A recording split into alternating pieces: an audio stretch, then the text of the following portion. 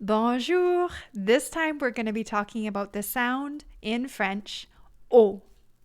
Now, when you say O, you are rounding your mouth. It's very, very, very similar to the English sound, O. But there is a difference. So I want you to listen to go, go, toe, toe.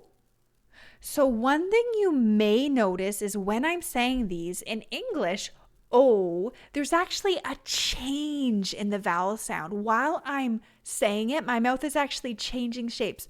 O, it's gliding through that sound. O. And in French, it's actually a static O.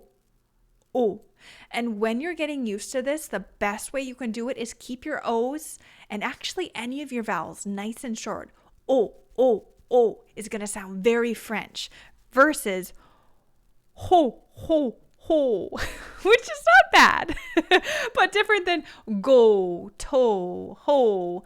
We have go, to, o, which is what Santa Claus says, by the way, since H is silent in French, which we'll get into when we start talking about consonants.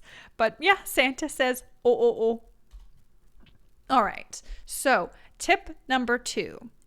French does not have diphthongs, which are those things where you glide in, like boy, way, and even toe. You're actually changing while you're modulating while you're saying the sound.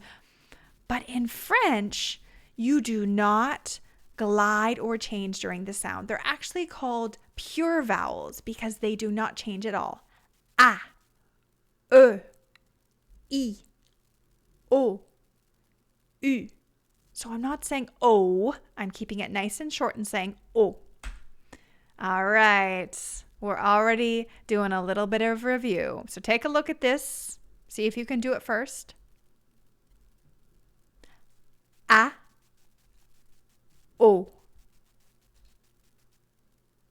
Just so you know, I'm always going to do a little pause first so you can give it a try.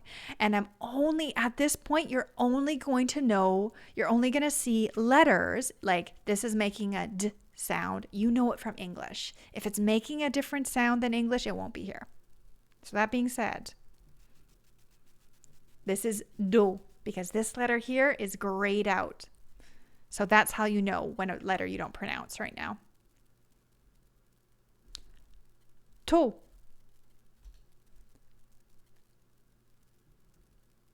Va, va, va. P, a, pa. And just so you know, in French, the P is the same, but in English, it's a little bit more plosive. And if you think of that, it's like a little explosion when you say p, p. If you put a paper in front of your mouth and you said paper in English, the paper would move. But if you say papier in French, it's not supposed to. So it's the same sound, but it's going to be a little bit of a gentle p, pa, not pa. O. And that one is all. All right. So far we've done A and O, and I am looking forward to us talking about which is a little bit more tricky to make. So we're going to talk about in the next video. Okay, au revoir et à la prochaine.